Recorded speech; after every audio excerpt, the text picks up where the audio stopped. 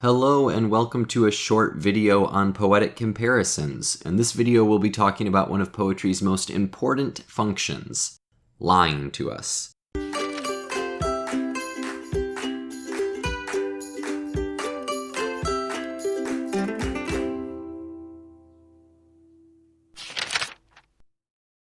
So before we get to that, let's talk about what poetic comparisons actually are. So comparisons are taking two objects and comparing them to one another. I could say that my bag looks like a tortoise, and that would be a comparison. So if you've seen the other videos on poetic devices, you know that we're talking about the Kenneth Koch view of poetry, that it's divided between meaning and music. So which of the two categories do you think comparisons would fall under, meaning or music? It is indeed meaning. Whereas rhyme and alliteration both are musical qualities of poetry, comparisons are where we get the meaning from. So there's two main types of poetic comparisons. The first is a simile. And a simile is a comparison that uses the words like, as, or than. A lot of people forget than, or some people don't even think it falls under the simile category, when in fact you can use a comparison with the word than to create a simile. For instance, you could say, my love for you is greater than a lion's love for food.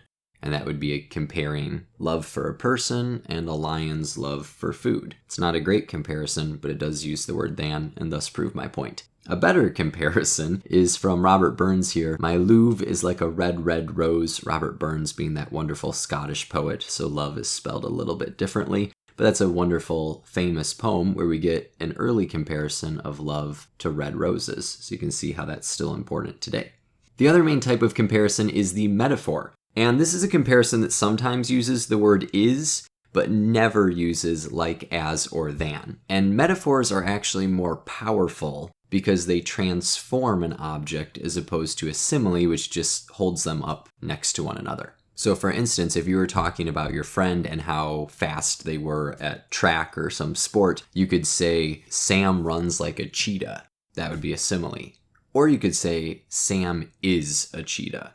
That would be a metaphor. And you can see how the metaphor is actually stronger language. That doesn't mean that metaphors are always better comparisons to use than similes. By no means. Sometimes a simile is the better one to go for. But a metaphor is going for a stronger comparison because it's transforming the object. The example we have here demonstrates one of my favorite things about metaphors, and that's that they don't have to be completely within a poem. So if we go back to Robert Burns' Love, Red Rose, they're both right there in the same line. It's not really that hard to find that comparison if you see the word like, and you know in your mind like simile. Whereas a metaphor can be trickier to find. So let's look at this one. This comes from the end of the John Updike poem, Ex-Basketball Player. Wonderful poem. And I didn't give you the whole poem here, but basically Flick was this star basketball player, and now he works at a convenience store gas station. Nothing wrong with that line of profession, but he still kind of only sees himself as a basketball player. And it's really a poem about how he kind of peaked in high school and was never able to live up to his potential on the court in other areas of his life. So end of the poem here. Flick seldom says a word to May, just nods beyond her face toward bright applauding tears of Necco wafers, nibs, and juju beads. So this poem's from the 50s, so the candy is a little antiquated, but you can still find Necco wafers. I don't know about the other two, but you can find them at the grocery store, usually very, very bottom. Taste a little different, but they remind me of my old relatives in Pennsylvania, so sometimes I buy them for nostalgia's sake. So anyway, what's the metaphor here? Well, you only get half the comparison, and that's what makes it tricky. Flick is walking into a convenience store where he works, and he doesn't say a word to the person he works with, or maybe works for, May. Just nods beyond her face toward bright applauding tears of Necco wafers, nibs, and juju beads, which are candy, as we talked about. So this can be a hard metaphor to find unless you notice that there's some words that are out of place, and this is where poetry lying to us comes into play, because candy does not applaud us. When you think about that sentence, bright describes candy and tears being arranged in rows that are progressively going up, so you can see all the candy and it's at eye level and easier to pick which one you want as opposed to it just being thrown into a bin. Those make sense, but the applauding doesn't. That's a lie. However, in that little lie, we can figure out the metaphor and thus discern some more meaning from this poem, because the candy is being compared to something else. And if you remember that the title of the poem is Ex-Basketball Player, you might be able to figure out what that something else is. So did you guess something else that is in bright rose and applauds basketball players? That candy is being compared to a crowd at a basketball game, the fans. And it really drives home this sad reality of Flick's life, that once he was adored by fans, and now the only thing applauding him in his life is candy. It's kind of a bummer, but it's a wonderful metaphor. And really, if we go back up to the other one, my love is like a red, red rose.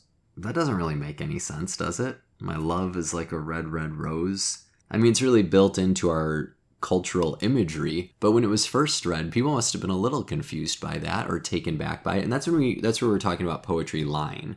Okay, and really that's all there is to comparisons. I mean, not really. There's all sorts of different comparisons. There's conceits, which are long poem length comparisons, and there's some other stuff out there as well. I mean, people write entire books on this stuff, so I'm not pretending to cover all of it in this short little YouTube video. But if you know similes and metaphors, you know the absolute building blocks of comparisons. And then that lying, which I'm getting that from Kenneth Koch as well, who is one of my favorite authorities on all things poetry, if you couldn't tell. That lying that poetry does, that's just figurative language, where poems catch us off guard and teach us to see things in a different way. And through that, we can discern a lot of truth from poetry by seeing things in a different way. So here's 3 examples that if you want some practice with this, and you want a few more examples explained to you, you can go ahead and keep watching. Otherwise, maybe you already have what you need to know, but we're going to go through some examples here for anyone who wants to see them. So the first one is a famous line from poetry. Keats's "Beauty is truth and truth beauty." And there are 2 comparisons in each of these examples.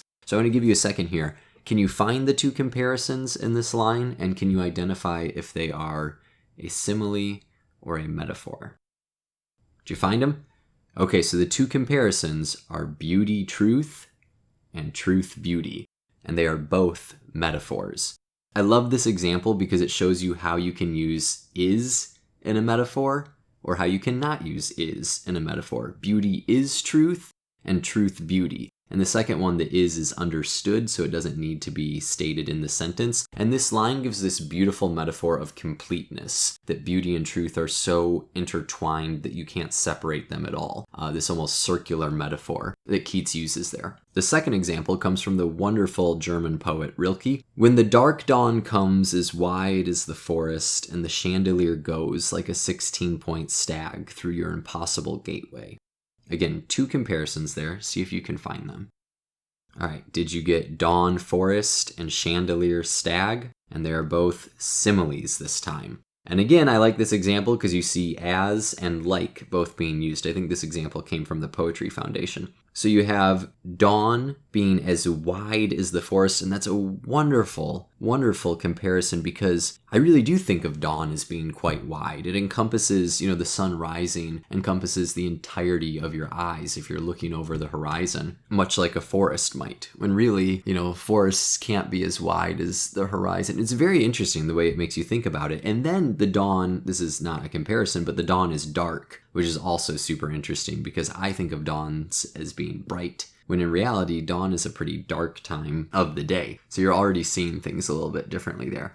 And then you have chandelier and a 16-point stag. A 16-point stag would be a deer, a buck, that has 16 points on its antlers, much like a chandelier. So you get that interesting comparison from nature. Chandelier used to light things. So again, you have that connection, dark and light. And then 16-point stag.